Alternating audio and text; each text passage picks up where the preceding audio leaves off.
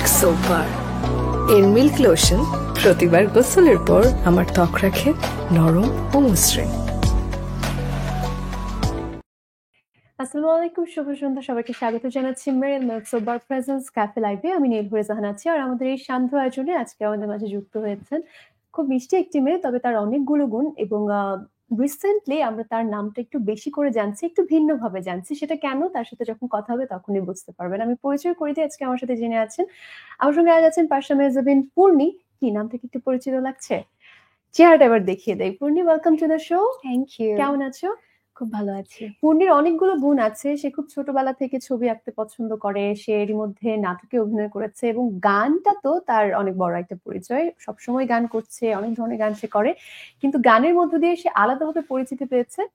সেটা আরেকবার মনে করিয়ে দেই, যদিও আপনারা নিশ্চয়ই জানেন তাকে। এই তো মনে আছে কিছুদিন আগেই যখন ছাত্র আন্দোলন হচ্ছিল, তখন খুব দারুণ একটি গান সবাই খুব ভালোবেসে ভাইরাল করেছিলেন, শেয়ার করেছিলেন, চলো ভুলে যাই। সেই গানের গায়িকা আজকে আমাদের সাথে আছে। পূর্ণি, খুব সুন্দর লাগছে তোমাকে কালো শাড়িতে। তোমাকেও। আমরা যেহেতু তোমার সঙ্গে গল্প করবো, আর এই গানটা একটা অনেক বড় একটা জায়গা জুড়ে থাকবে, কারণ এই গানটা দিয়ে নতুন করে তোমাকে আসলে আমরা অনেকে অন্যভাবে চিনেছি। আমার মনে হয় গানটা একবার শুনিয়ে সবাইকে মনে করিয়ে দেই, তারপর গল্প করি। নিশ্চয়ই। একটু শোনাও প্লিজ। ভুলে যাই আমি, ভুলে যাও তুমি, ভুলে যা পুরো জাতি। কিভাবে মানুষ মরেছে অকালে, কিভাবে কেটেছে রাতি। আমি ভুলে যাই কিভাবে বুলেট ছিদ্র করেছে মুগ্ধকে। তুমি ভুলে যাও অবসায়ীদের বিশ্বাসে ভরা বুকটাকে। জাতি ভুলে যাক কালো রাত আর স্মরণ করুক রেলটাকে। চলে যাক নেট নিভে যাক, জাতি হায়নাতে খাক দেশটাকে। চলো ভুলে যাই চোখে দেখা খুন, ধরে নি ওটা নাটক ছিল। ধরে নি সব ঠিকঠাক, এমন কত রাজাকার আসলো গেল। কত ফাইয়ার জাফরাত পলকে যায় হারিয়ে। বেঁচে থাকো তুমি, বেঁচে থাকি আমি লাশের উপরে দাঁড়িয়ে। চলো দেখে নি বাতাবি লেবু লটকনে দেশে ছাড়িয়ে। চলো কেঁদে ফেলি ফ্লাইওভার আর মেট্রো রেলটা ছড়িয়ে।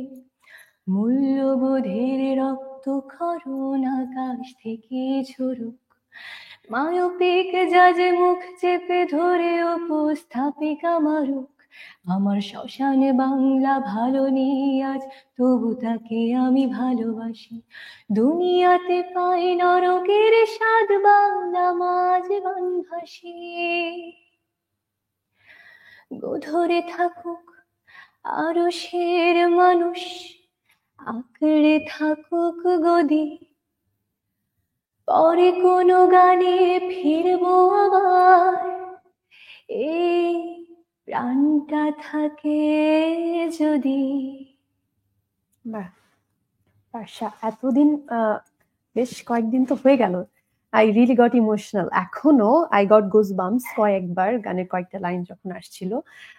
আরেকবার মনে পড়ে গেল সেই সময়টায় যখন চারদিকে এত দম বন্ধ করা একটা অবস্থা চলছিল, রাস্তায় গুলি হচ্ছিল, স্টুডেন্ট মারা যাচ্ছিল, এবং আমরা অনেকে অসহায়ের মতো শুধু প্রতিবাদ করছিলাম, কিন্তু এর মধ্যে অনেক ভিন্ন চিত্র দেখছিলাম।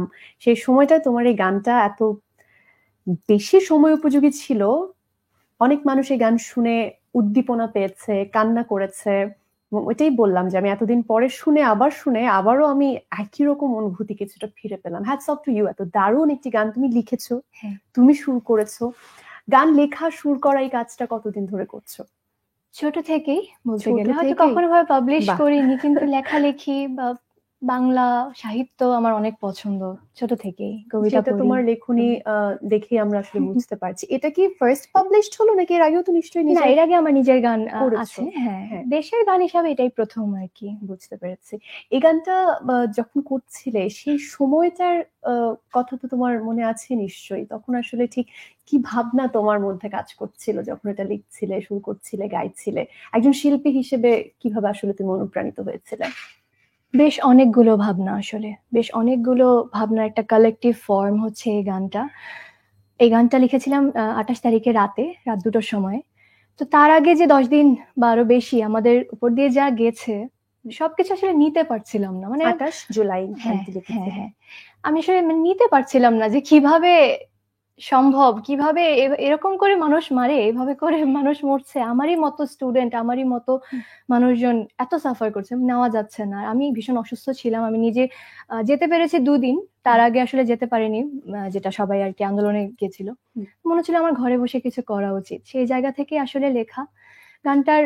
ওই যে বললাম, প্রত্যেকটা লাইনে আসলে আলাদা আলাদা স্টোরি আছে গানটার, এবং বাংলার প্রত্যেকটা মানুষ জানে যে আমি কি বলতে চেয়েছি এই গানে। হ্যাঁ, মানে তুমি সময়টাকে খুব সুন্দর করে তুলে এনেছো, অনেকের কথা বলেছো, অনেকগুলো সময়কে নিয়ে এসেছো সেখানে।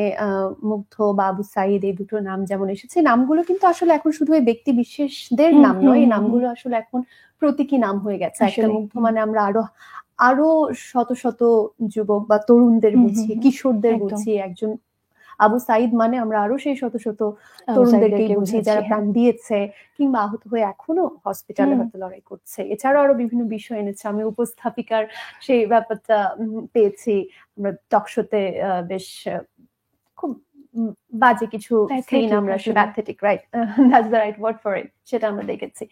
ওয়েল, সময়টা যখন যাচ্ছিল এবং তোমার এই গানটা এত বেশি মানুষকে অনুপ্রাণিত করেছে, এবং এটা কিন্তু অনেক বড় বড় মানুষ যারা সমাজে বিভিন্ন উঁচু স্থানেও আছেন, শিল্প সংস্কৃতির হোক, বিভিন্ন স্থানের হোক, তারাও এই গানটা শেয়ার করেছেন, অ্যাপ্রিসিয়েট করেছেন। যখন লিখছিলে, গাইছিলে, তখন তো একটা আবেগ থেকে, প্রতিবাদ থেকে, ক্ষোভ থেকে করেছিলে, কিন্তু যখন আবার একই সাথে এখানে কিন্তু মানে আমি অন্য একটা ব্যাপার জানতে চাচ্ছি, তখন সময়টা এরকম আমরা ভালো নেই, কিন্তু আবার একই সাথে তোমার অ্যাজ অ্যান আর্টিস্ট তোমার একটা কাজ, তোমার একটা সৃষ্টি আবার এতটা অ্যাপ্রিসিয়েটেড হচ্ছে, সেই ভালো লাগাটা তো এসছিল নিশ্চয়ই, মানে সেটাকে কিভাবে কিভাবে অবজার্ভ করেছিলে? এসছিল, তবে আমার কাছে মানে প্রথম মনে হচ্ছিল আমি একটু কাজে আসতে পেরেছি, নিজের কাছে নিজেকে একটু ভালো লাগছিল যে আমার গান দিয়ে মানুষ কাঁদছে, মানুষ মনে করছে। গানটা লেখার উদ্দেশ্য এটাই যেন এই গানটা শুনে বারবার মানুষ মনে করে ওই জিনিসগুলো, যে আমাদের সাথে যা যা হয়েছে যেন আমরা ভুলে না যাই। গানটার কথা চলো ভুলে যাই, কিন্তু আসলে কিন্তু আমার মেসেজটা উল্টো, যে ভুলে যেন না যায়, যেরকম তুমি বললে যে তোমার একটা সার্কাসমের মতো, এই যে চলো ভুলে যাই, বা একটা প্রহসন টাইপের একটা বিষয়, যেরকম তুমি বলে তোমার গুজবাম্পস হচ্ছে, ওরকম যেন যতবার মানুষ গানটা শুনে ততবার যেন আমাদের ওই চিত্রটা মনে পড়ে। আসলে গানটার বিষয়টা এমন যে এটা পুরো বাংলার মানুষের কথা, হয়তো তারা সাজিয়ে বলেনি, আমি সাজিয়ে বলেছি, এটাই। একদম তাই। এবং গানটা তুমি কপিরাইট ফ্রি করে দিয়েছিলে, মানে গান থেকে কোন রকম লাভের আশাও তুমি করনি, কিন্তু জানতে যে অবশ্যই এই গানটা এই সময় প্রচুর ভিউজ পাবে, প্রচুর ভাইরাল হবে। এটার একটা খারাপ ব্যাপারও মনে হয় ঘটেছিল, কেউ সম্ভবত আরেকজন আপলোড করে কপিরাইট দিয়েছিল, এবং তখন তোমার রিয়েল অ্যাকাউন্ট থেকে বা তোমার যেটা যে নিজে আর্টিস্ট, সে আসলে কপিরাইট ক্লেম পেয়েছিল। পরে এটা সলভ হয়েছে? হ্যাঁ, সলভ করেছি খুব রিসেন্টলি। পরে কি কপিরাইট করিয়ে নিয়েছো? কপিরাইট করে নিয়েছি, তবে গানটি মানে সবাই গাইতে পারবে, আমি কিছু রাখিনি এখানে, সমস্যা নেই। That's great. সো এখন আসলে কি ভাবছো? এখন কোনো গানের অফার বা এরকম কিছু কি হচ্ছে, চলছে এই সময়টা? হ্যাঁ, গানের অফার আসছেই, তবে আমি মানে গান একটু বেছেই করি, সবসময় করে আসছি। আমার এখন নিজের গান নিয়ে একটু বেশি আগাতে মন চাচ্ছে, যেহেতু মানুষ আমার লেখা পছন্দ করে, আমার সুর পছন্দ করে, হয়তো নিজেরটাই বেশি করব। আর এছাড়া আমি যে টুকটাক নাটকের গানের কাজ করি, সেগুলো হয়তো এই যে সামনে নতুন কোনো অকেশন আসলে করা হবে। That's great. বাট আমি আরো তোমার পরিকল্পনা নিয়ে শুনবো। তোমার সেই ছোটবেলা থেকে লেখার কথা বলছিলে, ছোটবেলা থেকে আঁকার ব্যাপার আছে, আরো বিস্তারিত জানতে চাইবো। একটা ব্রেক নিয়ে নিচ্ছি, তারপর আবার গল্প করছি। দর্শক, আপনারা আছেন মেরিল মিল্কস বার প্রেজেন্স ক্যাফে লাইভে। আমাদের সঙ্গে আজকে আছেন পারশা জুবিন পূর্ণি, একজন শিল্পী। এটাই তার পরিচয়। আমরা একটু পর আবার ফিরছি তার সাথে গল্পে, সাথেই থাকুন। মেরিল মিল্ক বার, এর মিল্ক লোশন প্রতিবার গোসলের পর আমার ত্বক রাখে নরম ও মসৃণ। স্বাগত সবাইকে আরো একবার মেরিল মিল্কস বার প্রেজেন্স ক্যাফে লাইভে। নীলহরে জাহান আছি, আর আমার সঙ্গে আজ আছেন শিল্পী পারশা জুবিন পূর্ণি। তার সঙ্গে কথা বলছিলাম, গান নিয়ে এতক্ষণ আলোচনা হচ্ছিল, এবং পূর্ণি যেটা বলছিল আমাকে যে তোমার বাংলা খুব ভালো লাগে, বাংলা সাহিত্য, বাংলা তোমাকে টানে, এটা শুনে আমার আরো বেশি ভালো লেগেছে, কারণ আমি সবসময় এই কথাটা বলি। তো পড়ছো কি নিয়ে এখন? সেকেন্ড ইয়ারে পড়ছো সম্ভবত? হ্যাঁ, সেকেন্ড ইয়ারে পড়ছি, নর্থ সাউথ ইউনিভার্সিটিতে পড়ছি, ইন্টারন্যাশনাল বিজনেস, বিবিএ। ওকে, বিবিএ নিয়ে পড়াশোনা করছো। গান শেখা হয়েছিল ছোটবেলায়? আমি 3 বছর বয়স থেকে। 3 বছর বয়স থেকে? ওয়াও। সেটা ছোটবেলা কোথায় কেটেছে? বগুড়াতে? বগুড়াতেই কেটেছে। একদম আমি যখন 3 বছর বয়স, আমাকে আসলে ভর্তি করার উদ্দেশ্যে না, আমার বড় ভাইকে ভর্তি করার উদ্দেশ্যে আমার মা নিয়ে গেছিল। তো আমি টুকটাক জানতাম, আম্মু গান গাইতো। তো আমি ওই দিন, আমি তখন 22টা স্বরলিপি পারতাম। তো আমার স্যার ওটা দেখে বলছে যে ভর্তি করানো লাগবে না, ওকে এখানে রাখেন, প্রতিদিন নিয়ে আসবেন। তো ওখান থেকে আসলে শেখা, স্যার আমাকে কোলে বসিয়ে নিয়ে গান গাইতাম, তখন বাহ। 3 বছর বয়স। ওখান থেকেই শেখা আমার। কি ধরনের গান করতে বেশি ভালো লাগে? আমি সব ধরনের গান গাই, ফোক, রবীন্দ্র, নজরুল, মানে ক্লাসিক্যাল বেস সবকিছু। আমি ইন্ডিয়ান ক্লাসিক্যাল শিখেছি, উচ্চাঙ্গ যেটাকে বলে। আচ্ছা, সবই শেখা হয়েছে, তবে আমার কাছে মনে হয় বাংলার গান, মাটির গান আমাকে বেশি বেশি টানে, টানে। সবসময় ভালো লাগে Good. শুনতে। আবার ছবিও তো এঁকেছো ছোটবেলা থেকে। হ্যাঁ, ছবি আঁকি। ছবি আঁকা বেশি ভালো লাগে না গান বেশি ভালো লাগে, এই প্রশ্নটা কি করবো? গানই বেশি ভালো লাগে। আচ্ছা। ছবি আঁকার একটা মুড আছে আমার, মানে একটা স্পেসিফিক টাইম, ওই টাইমে আমি তুমি শুধু কি সারাদিন পোর্ট্রেট ছবি। বেশি করতে হ্যাঁ, পছন্দ আমি করো? পোর্ট্রেটই আঁকি। রাইট। আমি কিছু স্কেচ দেখেছি, পোর্ট্রেটই বেশি আঁকা হয়। তাহলে এ পর্যন্ত কার কার মানে আমরা চিনতে পারবো বা তোমার খুব প্রিয় ব্যক্তিত্ব যারা বিখ্যাত এরকম কার কার ছবি এঁকেছো? আমি শার্লক হোমসের ছবি এঁকেছিলাম দেখেছি। একটা, জেমসের ছবি এঁকেছি, রবীন্দ্রনাথের ছবি শার্লক হোমস এঁকেছি। মানে হচ্ছে অ্যাকচুয়ালি তুমি বেনেডিক্টের হ্যাঁ, ছবি বেনেডিক্টের এঁকেছো। ছবি। হ্যাঁ। বাহ, গ্রেট। সো তোমার নাটকে গান করার ব্যাপারটা আমরা জানি টুকটাক, এবং একই সাথে নাটকে অভিনয়ের ব্যাপারটাও কিন্তু এখন আমরা জানি। অভিনয়টা করতে কেমন লেগেছিল? ভালো, সত্যি বলতে গেলে ভালো। প্রথম আমার কোন অভিনয়টা করেছিলে, কিভাবে হয়েছিল সেটা নাটকে? লাভ লাইন আমার প্রথম নাটক, এই গত ফেব্রুয়ারিতে ভ্যালেন্টাইনে আর কি এসেছিল। বলতে গেলে ওটা এই বছরের one of the very big project আচ্ছা। নাটকের। আর প্রথম নাটক হিসাবে আসলে খুব ভালোই আমি সাড়া পেয়েছি। তবে আমার কাছে মনে হয় যে আমার আরেকটু মানে এই বিষয়ে দক্ষতা আনতে হবে, হয়তো নেক্সট টাইম এটাই আমি প্রথম একটু করতে ছিল। হবে। হ্যাঁ, এটা একদমই প্রথম এরপর ছিল। আর কিছু করেছো? এরপরে একটা ছোট বলতে মেইন ক্যারেক্টার বাট ছোট রোলে করেছিলাম, ওই জোবান ভাইয়ের সাথে, পড়শি আপু ছিল। প্রথম ভালোবাসা নাটকের নাম। তো ওটা ঈদে রিলিজ করেছিল, তো ওটা একটা ছোট একটা এক্সপেরিয়েন্স বাড়ানোর জন্য আর কি করেছিলাম। কেমন সাড়া পেয়েছিল তখন ভালো, দুটো নাটকে আসলে ভালোই সাড়া পেয়েছি। কি এখন কোন জায়গাটা নিয়ে আসলে এগিয়ে যেতে চাও? কারণ এখন তো এই যে নাটকে অভিনয়, ছবি আঁকা একটা শখ আছে তোমার, গান নিয়ে তো একটা ব্যাপার আছেই। সো পড়াশোনাও করছো, মাত্র সেকেন্ড ইয়ারে পড়ছো, বিবিএ করছো। সামনের সময়টাই কিভাবে পরিকল্পনা করছো? কোনো প্ল্যান কি করছো কিভাবে এগিয়ে যাবে কোন জিনিসটা নিয়ে? তোমার ভাবনাটা কি? আমি আসলে কখনো কোনো কিছু প্ল্যান করে করি না। আমার কাছে যেটা আসে আমি ওটাই ইনস্ট্যান্টলি ইমিডিয়েটলি করে ফেলি। মানে ওভাবে প্ল্যান করে করি না যে আমি এটা করবো ওটা করবো, কারণ আমি যদি ওটা না করতে পারি তখন আমার ওই এক্সপেকটেশনটা ভেঙে যাবে, আমার মন খারাপ হবে। এই জন্য আমি অলওয়েজ করতে থাকি, অনেক কিছুই করতে থাকি। আমার একটা জিনিসে আটকে থাকতে ভালো লাগে না, অনেক যেটা কিছু তোমার কাছে আসে হ্যাঁ, সেটা নিয়ে সেটাই এগিয়ে করি। যাও। গুড। এই যে আন্দোলনের সময়টায় দুদিন তুমি গিয়েছো সেটা বললে, তখন তো পরিস্থিতি খারাপই ছিল, ওই সময়টাতে গিয়েছো কি? হ্যাঁ। আচ্ছা, তারপরে আবার গান গেয়েছো, বেশ সাহসী একটা কাজই করেছো। পরিবার আসলে জিনিসটা কিভাবে দেখেছে? আমি একটু ফ্যামিলির দিকে যেতে চাই। বাসায় কে কে আছেন? বাসায় আমার আব্বু আম্মু, ভাইয়া ভাবি আর আমার ছোট ভাই আছে। আব্বু আম্মু, ভাইয়া ভাবি, ছোট ভাই। বেশ। বাবা মা কি বলছিলেন তখন? বাবা মা একটু ভয় পাচ্ছিলেন, সত্যি কথা বলতে গেলে। একদম প্রথমে মানে গান আপলোড দেওয়ার পরের দিন আব্বু ফোন দিয়ে বলছে যে গান নামিয়ে ফেলো, পরে দিও পরে দিও। পরে দিলে তো এই গানের কোনো মর্ম থাকলো না, গানটা তো এখনকার জন্য, এখন মানুষ শুনবে এই জন্য। তো একটু ভয় পাচ্ছিল, বাট আমার ফ্যামিলি আসলে বলতে গেলে অনেক সাহসী পরিবার যেটাকে বলে। হ্যাঁ হ্যাঁ, অ্যাকচুয়ালি আই এম লাকি। আমার চাচু ফুপি মুক্তিযোদ্ধা ছিলেন। তো আমার আব্বু তখন অনেক ছোট, আব্বু অনেক সাহসী মানুষ, তার দেখেই মূলত আর কি প্রতিবাদী মনোভাব আমার মধ্যে আসলে মনে হয় বিরাজ করে। তো ওখান থেকে আসলে তেমন কিছু বলেনি, তারা বলতে গেলে প্রাউড ফিলই করে। আচ্ছা, খুব বেশি সেভাবে বাধা সেভাবে না, আসেনি। তারা ছোট থেকে আমাকে দেশপ্রেম শিখিয়েছে, আমি এখন সেটার বহিঃপ্রকাশ করছি, তো এখানে তাদের বলার কিছু থাকতে পারে না আসলে। যখন গানটা খুব ভালোভাবে মানুষ গ্রহণ করেছে, বাবা তো প্রথমে বলেছিল, ভয় পেয়েছিল, কিন্তু তখন কেমন অনুভব করেছেন, কি বলেছেন? আমার নিজেরও একটু ভয় ছিলই, যতবার কলিং বেল বাজতো ততবার মানে আমাকে ধরে নিতে এলো না, ততবারই মনে হচ্ছিল আসছে, মনে হয় গেছে, এবার শেষ এবার শেষ।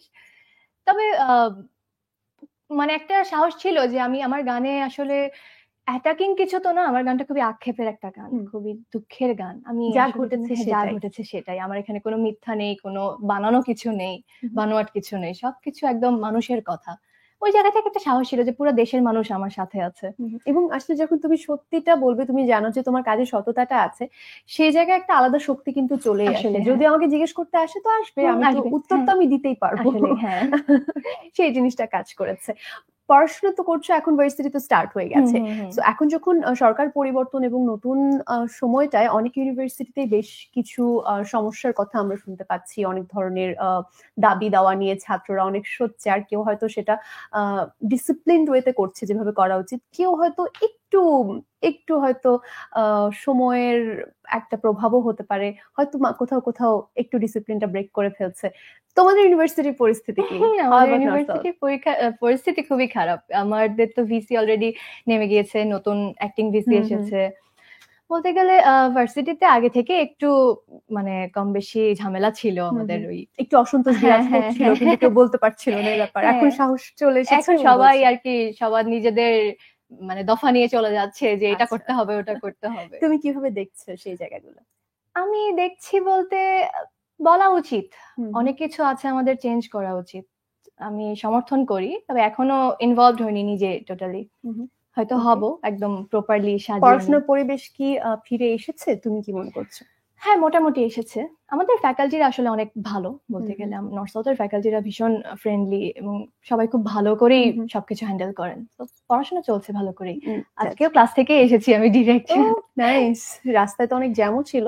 হ্যাঁ হ্যাঁ, আমি ওদিক থেকে এলাম। সো এনিওয়ে, আমরা আরেকটা গানে যাই, কারণ আমাদেরকে অনেকেই দেখছেন এবং আমার মনে হয় তোমাকে দেখে সবারই একটু গান শুনতে ইচ্ছে করছে। হতেও পারে প্রথম গানটা অনেকে মিস করেছেন। আমি গান শুনবো পার্সের কাছ থেকে, তবে একটা দুটো কমেন্ট একটু পড়ে নেই। অনেকে কমেন্ট করছে, আমাদেরকে দেখছে। ফেরদৌস বাপ্পি, কবির বকুল আমাদেরকে দেখছেন। আজাদি হোসাইন লনি দেখছেন।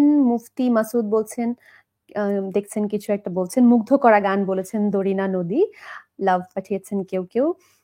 হীরা দেখছেন। সজীব ইস্তাক বলছেন গানে অনুভূতি ভরা। শাহজাহান কবির ময়মনসিংহের হালুয়াঘাট বাউসি থেকে আমাদেরকে দেখছেন। সজীব ইস্তিয়াক ওকে, উনি ওনার প্রিয় একজনের কথা বলেছেন, তাকে দেখতে চান। Telling us about your music world উনি জানতে চেয়েছেন তোমার কাছে। দাদা এই কোর্সটি ওকে, উনি চিরঞ্জীব হয়ে থাকবে আমাদের মাঝে একজন বলছেন। ওকে, অনেকেই দেখছেন। ইসরাত নসীন জয়েন করেছেন, নওশাবা আহমেদ আমাদেরকে জয়েন করেছেন। ওয়েল, একজন তোমার মিউজিক ওয়ার্ল্ড সম্পর্কে জানতে চাই। Do you have a world like that? সেটা শুনবো, একটা গান শুনে নিই আগে, তারপর মিউজিক ওয়ার্ল্ড নিয়ে শুনবো। তোমার প্রিয় জনরা আসলে কোনটা? শুনতে ভালো লাগে বা একদম নিজের একান্ত সময় গুনগুন করে গাইতে ভালো লাগে? এটা আসলে আমার পুরোটাই মুডের উপরে। আমি কখনো হচ্ছে সারাদিন ধরে আমি রবীন্দ্রসঙ্গীত শুনি, সারাদিন ধরে আমি নজরুল শুনি, আবার দেখা যায় সারাদিন ধরে ফোক শুনছি, আবার এমনও আছে আমি খুব আইটেম সং টাইপের জিনিস শুনছি। তো এটা আসলে টোটালি আমার মুডের উপরে। এখন মুড কি বলছে? আমরা তোমাকে কোন ভাইব দিচ্ছি? দেশপ্রেম। দেশের গান তো একটা শুনেছি, আমরা একটু অন্য জনরা শুনতে পারি, রবীন্দ্র নজরুল হতে পারে কিন্তু। ঠিক আছে, নজরুল।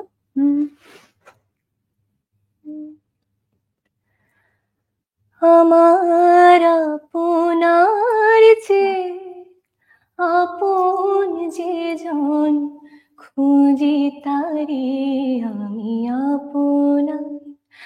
আমার আপনার চেয়ে আপন যে জন, খুঁজি তারে আমি আপনার।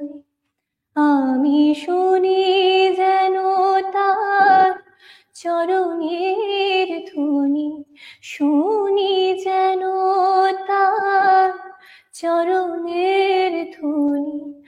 আমারও তিয়াসী বাসনায়, আমার আপনার চেয়ে আপন যে জন, খুঁজি তারে আমি আপনার।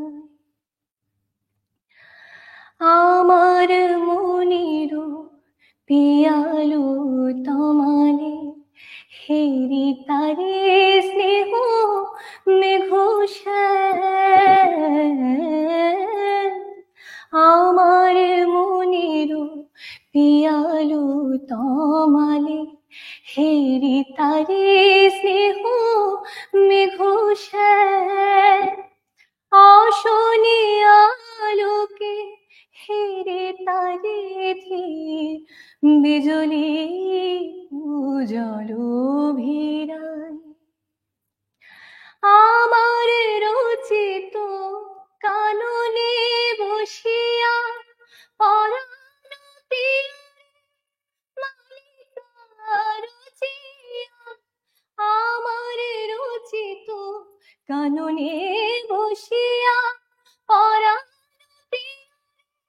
মালিকার জিয়া শ্যামলা সহসা দেখিনু জাগিয়া শ্যামলা সহসা দেখিনু জাগিয়া আপনারি গলে তুলে হায় আমার আপনার যে আপন যে জন খুঁজি তারে আমি আপনার।